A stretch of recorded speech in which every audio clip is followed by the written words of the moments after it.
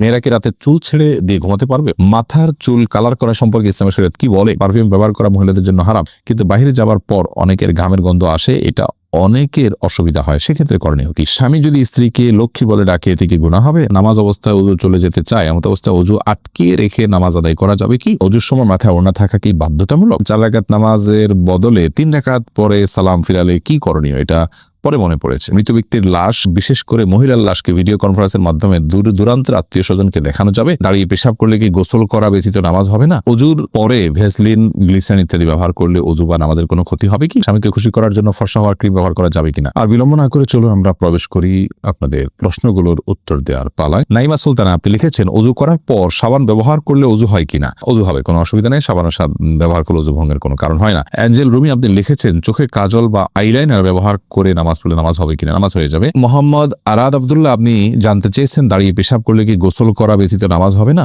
দাঁড়িয়ে পেশাব করলে যে গোসল করতে হবে এমনটি বাধ্যতামূলক নয়, বরং দাঁড়িয়ে পেশাব করার পরও আপনি গোসল ছাড়া নামাজ আদায় করতে পারেন। দাঁড়িয়ে পেশাব করতে গেলে যদি আপনার শরীরে কোথাও ছিটে ফোঁটা লাগে বা পেশাব লেগে যায়, সেই জায়গাটা আপনি ধুয়ে ফেলবেন, ধুয়ে আপনি সালাত আদায় করতে পারবেন।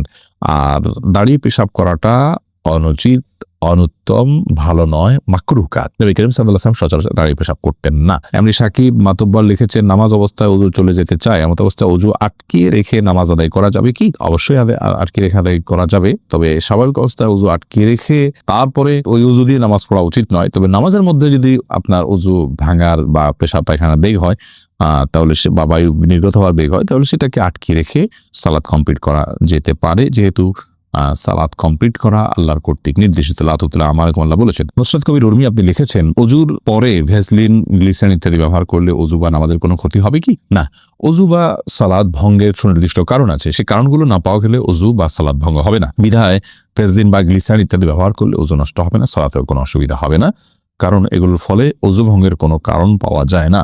ওযু ভঙ্গের মৌলিক কারণ হলো শরীর থেকে যদি নাপাক বের হয় বা নাপাক বের হওয়ার মতো যথেষ্ট সম্ভাবনা তৈরি হয়, তাহলে সেক্ষেত্রে ওযু ভঙ্গ হয়। এছাড়া সাধারণত ওযু ভঙ্গ হয় না। অতএব ভ্যাসলিন, গ্লিসারিন ইত্যাদি আপনি ব্যবহার করেছেন, কোনো নাপাক বের হয়নি আপনার শরীর থেকে, বিধায় ওযু ভঙ্গ হবে না। সুইট আপেল আশিক আইডি থেকে আপনি লিখেছেন, গরুর ভুঁড়ি খাওয়া যাবে, জায়েজ হবে কি? গরুর ভুঁড়ি খাওয়া জায়েজ আছে, আপনি যদি খেতে আপনার রুচিতে না করলে আপনি খাবেন না, এটা আপনার রুচির ব্যাপার, কিন্তু এটাকে পাক করে ধুয়ে পরিচ্ছন্ন করে আপনি খেতে পারেন, জায়েজ আছে। সুমন আহমেদ আপনি লিখেছেন, 4 রাকাত নামাজের বদলে 3 রাকাত পরে সালাম ফিরালে কি করণীয়? এটা পরে মনে পড়েছে।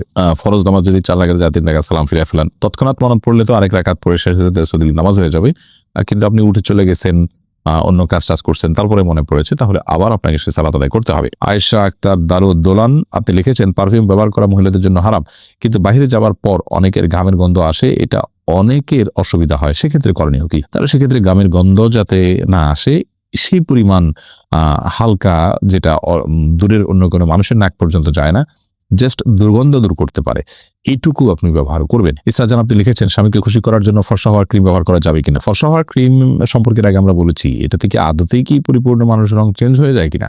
যদি পূর্ণ রং চেঞ্জ হয়ে মানুষের আকৃতি পরিবর্তন হয়ে যায়, তাহলে সেটা তো জায়েজ নয়।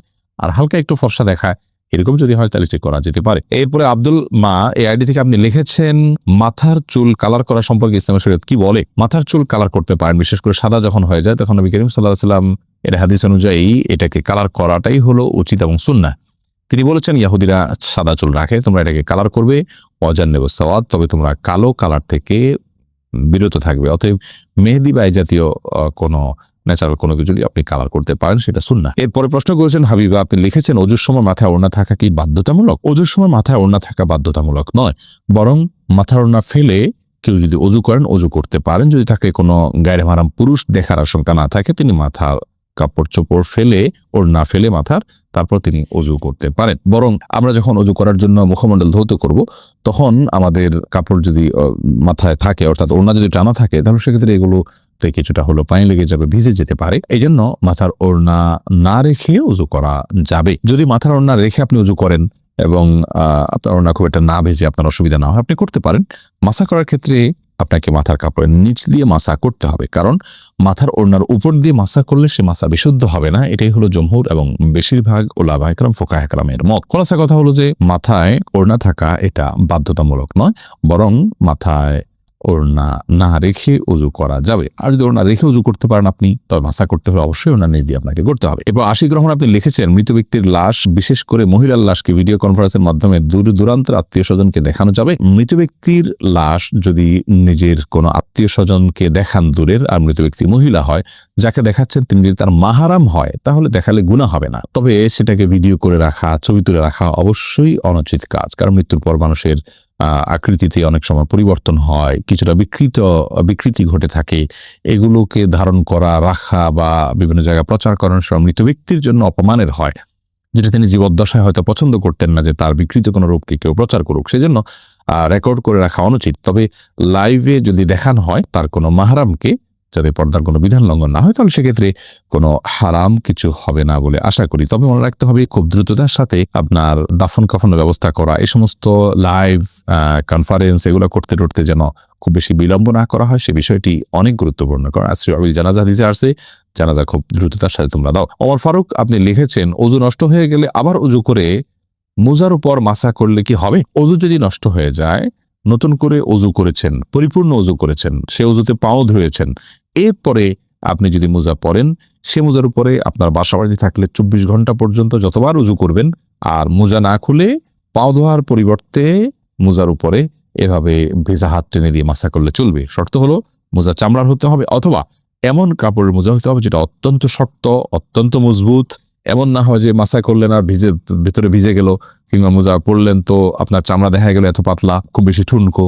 বরং খুব মজবুত ধরনের কাপড়ের মোজা যদি হয়, যেটা পরে দীর্ঘ পথ হেঁটে যাওয়া যায়, এরকম মোজার উপরে মাসা করা জায়েজ হবে। দিলেরিয়া আরিফ আপনি লিখেছেন, স্বামী যদি স্ত্রীকে লক্ষ্মী বলে ডাকে, এতে কি গুনাহ হবে? না, এতে গুনাহ হবে না। তবে লক্ষ্মী এটা হিন্দুদের দেবতার নাম হওয়ার কারণে এইভাবে এটাতে না রেখে এটা বোঝায় এরকম অন্য কোনো কিছুতে ডাকা ভালো। তাছাড়া কারোর প্রতি ভালো লক্ষণ আছে, এসব গুলোর ভিত্তিতে অনেক সময় লক্ষ্মী বলা হয়। তো এই সমস্ত দৃষ্টিকোণ থেকে লক্ষ্মী বলা জায়েজ নয়।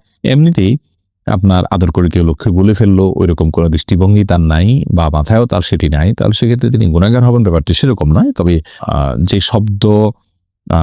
যে শব্দের ব্যবহার ভিন্নধর্মী মানুষরা বিভিন্ন বিশ্বাস থেকে করে থাকে, সেটার বিকল্প শব্দ থাকলে আমরা সেটি ব্যবহার করা অবশ্যই ভালো। আরফাতুন নাহার মুন্নি আপনি লিখেছেন, বংশের কেউ যদি সুসাইড করে মারা যায়, তার জন্য পরিবারের এবং বংশের অনেকে জাহান্নামে যাবে, কথাটা কি সত্য?